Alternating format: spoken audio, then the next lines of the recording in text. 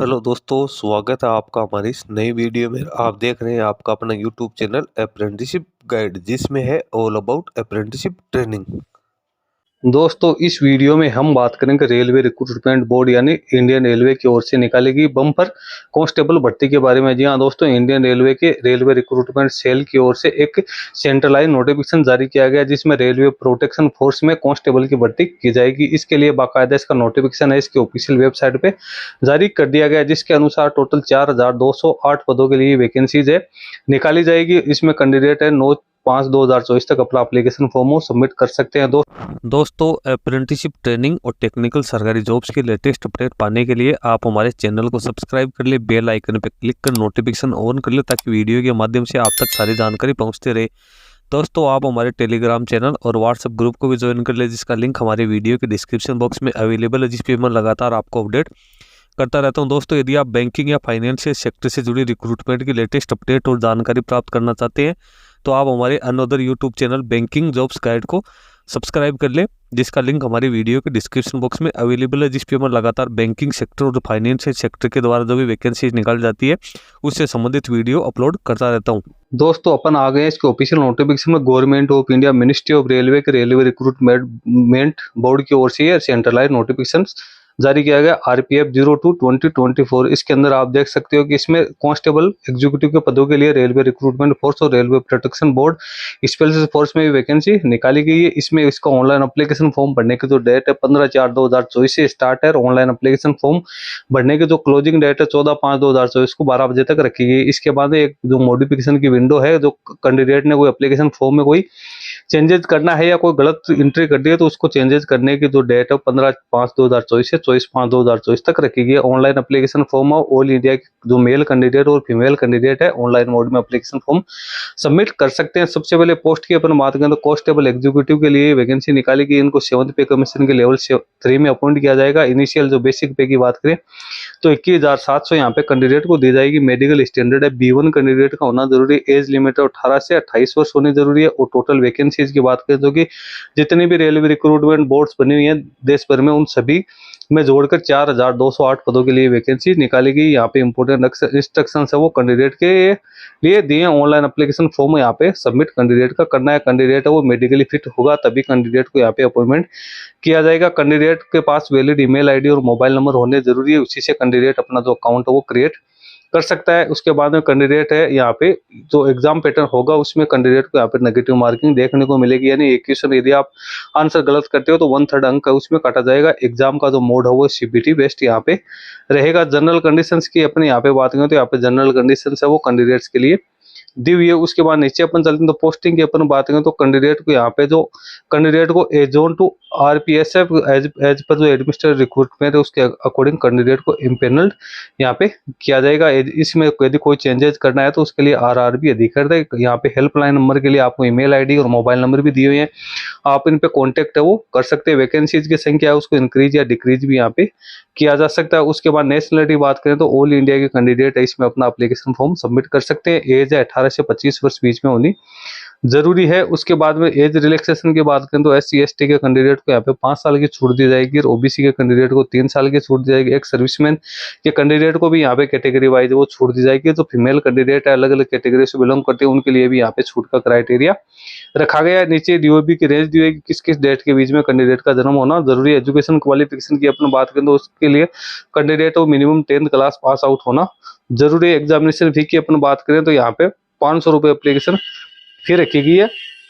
जो जनरल और EWS के कैंडिडेट, इसके अलावा SC ST एक serviceman female minority economical vehicle section के जो कैंडिडेट है उनके लिए 250 रुपये फी है वो रखी गई। यदि कैंडिडेट CBT एग्जाम में उपस्थित होता है तो जो उनकी फी है वो एग्जामिनेशन फी है वो कैंडिडेट को रिफंड कर दी जाएगी। यानी टोटल बात करें तो यहाँ पे 100 रुपये ही एक्चुअल में फी रखी गई है।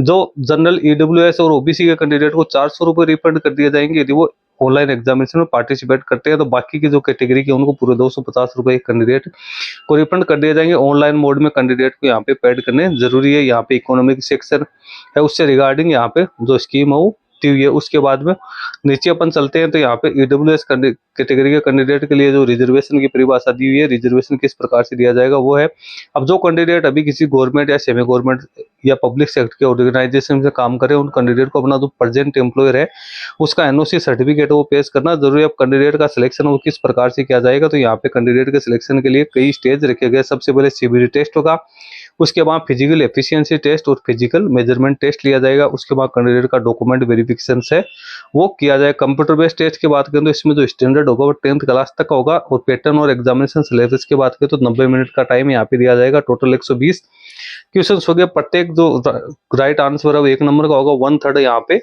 नेगेटिव मार्किंग भी रखी जाएगी। मिनिमम पासिंग एरिया की बात करें तो अनरिजर्व ईडब्ल्यूएस ओबीसी एनसीएल के लिए 35%, एससी एसटी के लिए 30% यहाँ पे मार्क्स रखेंगे। सिलेबस ऑफ सीबीटी एग्जाम की यहाँ पे बात करें तो इसमें आप देख सकते हो अर्थमेटिक के 35 नंबर होंगे, जनरल इंटेलिजेंस रीजनिंग के 35 मार्क्स होंगे, जनरल अवेयरनेस के 50 मार्क्स यहाँ पे रखे गए हैं। उसके बाद कैंडिडेट का फिजिकल एफिशिएंसी टेस्ट और फिजिकल मेजरमेंट टेस्ट लिया जाएगा, जिसमें आप देख सकते हो तो मेल है उनके लिए 1600 मीटर की दौड़ है, फीमेल के लिए दौड़ नहीं है, उनके लिए 800 मीटर की दौड़ होगी। लॉन्ग जंप है, मेल के लिए 14 फीट और फीमेल के लिए 9 फीट है। हाई जंप है, मेल के लिए 4 फीट और फीमेल के लिए 3 फीट रखा गया है। उसके बाद यहाँ पे जो हाइट की बात करें तो अनरिजर्व मेल और फीमेल के लिए यहाँ पे अलग अलग दिया हुआ, आगे सीने का माप यहाँ पे दिया हुआ। कैंडिडेट यहाँ पे इसकी डिटेल से चेक कर सकते हैं। उसके बाद जो कैंडिडेट फिजिकल एफिशिएंसी टेस्ट और फिजिकल मेजरमेंट टेस्ट और जो सीबीटी एग्जाम को क्वालिफाई करेगा उन कैंडिडेट को डॉक्यूमेंट वेरिफिकेशन के लिए बुलाया जाएगा। डॉक्यूमेंट वेरिफिकेशन के समय कैंडिडेट को क्या क्या डॉक्यूमेंट लेके जाने हैं, तो कैंडिडेट को अपने जो ओरिजिनल डॉक्यूमेंट्स है वो लेके जाने, इसके साथ 10th के मार्कशीट, इसके बाद में अपने जो रिजर्वेशन कैटेगरी का जो सर्टिफिकेट है वो एक सर्विसमैन के डिस्चार्ज सर्टिफिकेट,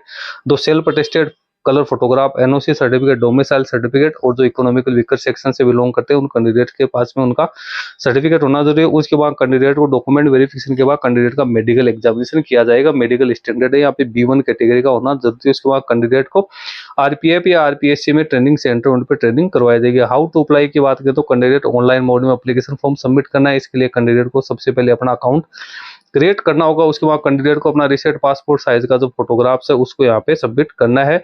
उसके बाद हैंड रिटर्न की जो सिग्नेचर है वो यहाँ पे, कास्ट सर्टिफिकेट है वो यहाँ पे करने। नीचे लिस्ट दी हुई है कौन कौन सी आरआरबीज में आप एप्लीकेशन फॉर्म सबमिट कर सकते हो। जिस आरआरबी से आप बिलोंग करते हो उससे आप एप्लीकेशन फॉर्म सबमिट कर सकते हो, अदर से भी आप कर सकते हो यदि आप सारा एलिजिबिलिटी क्राइटेरिया कंप्लीट करते हो तो।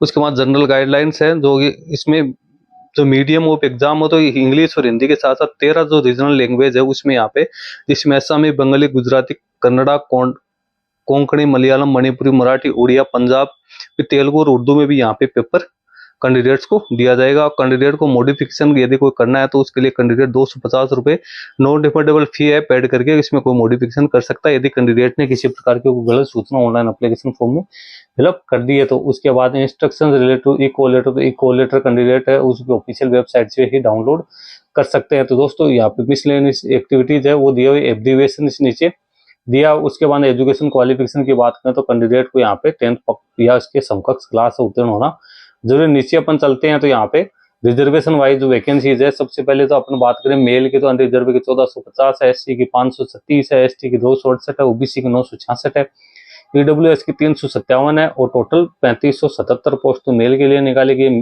और फीमेल की बात करें तो अनरिजर्व की 256 है, एससी की 95 है, एसटी की 47 है, ओबीसी की 170 है, ईडब्ल्यूएस की 63 है, टोटल 631 है। एक सर्विसमैन को 10% कोटा यहाँ पे दिया गया जो उनकी 420 यहाँ पे वैकेंसीज है वो निकाली गई है। नीचे फॉर्मेट दिया हुआ है, एससी एसटी कैंडिडेट के लिए फॉर्मेट है जो कि कैंडिडेट को बनवाना है। ये ओबीसी एनसीएल कैंडिडेट है उनके लिए सर्टिफिकेट बनाया, सेल्फ डिक्लेरेशन फॉर्म है जो कि ओबीसी एनसीएल के कैंडिडेट को यहाँ पे करना है। उसके बाद ये जो इकोनॉमी वीकर सेक्शन के ईडब्ल्यूएस के कैंडिडेट है उनको ये सर्टिफिकेट है वो बनाना जरूरी है। जो ओबीसी के कैंडिडेट है उनको ये डिक्लेरेशन फॉर्म यहाँ पे दिया हुआ है। नीचे और भी कई फॉर्मेट दिए हुए जो कि एक सर्विसमैन से रिलेटेड है। तो दोस्तों ये बड़ी वैकेंसी निकाली गई 4208 पदों पे। जो कैंडिडेट 10th पास आउट की क्वालिफिकेशन और उनका मेडिकल स्टैंडर्ड अच्छा है वो कैंडिडेट इसमें अपना एप्लीकेशन फॉर्म सबमिट कर सकते हैं। दोस्तों 9/5 तक इसका एप्लीकेशन फॉर्म इसकी ऑफिशियल वेबसाइट के माध्यम से भरा जाएगा। दोस्तों इसका लिंक मैं अपने वीडियो के डिस्क्रिप्शन बॉक्स में डाल दूंगा, जहाँ से आप इसको डाउनलोड करके सबसे पहले केयरफुली रीड करें, उसके बाद में आप एप्लीकेशन फॉर्म को सबमिट